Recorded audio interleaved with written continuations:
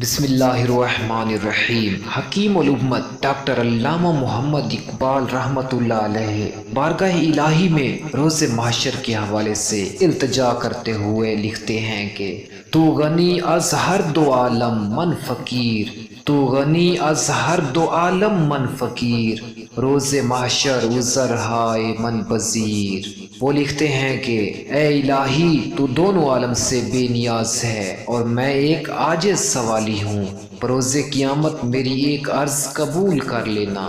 دوسرے شعر میں لکھتے ہیں ور حسابم راتو بینی ناگزیر، ور حسابم راتو بینی ناگزیر، از نگاہ مصطفیٰ پنہاں بگیر۔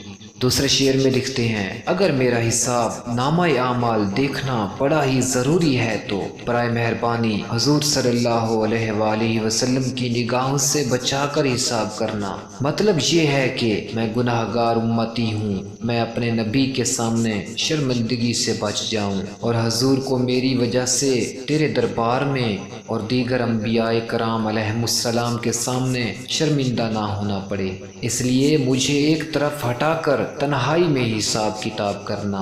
اللہ تعالی ہمیں آخرت کی فکر کرنے کی توفیق عطا فرمائے۔ مزید ایسی اسلامی شاعری، احادیث مبارکہ، اقوال زرین اور حکایات کے لیے ہمارے چینل کو سبسکرائب کر لیں۔ اللہ حافظ۔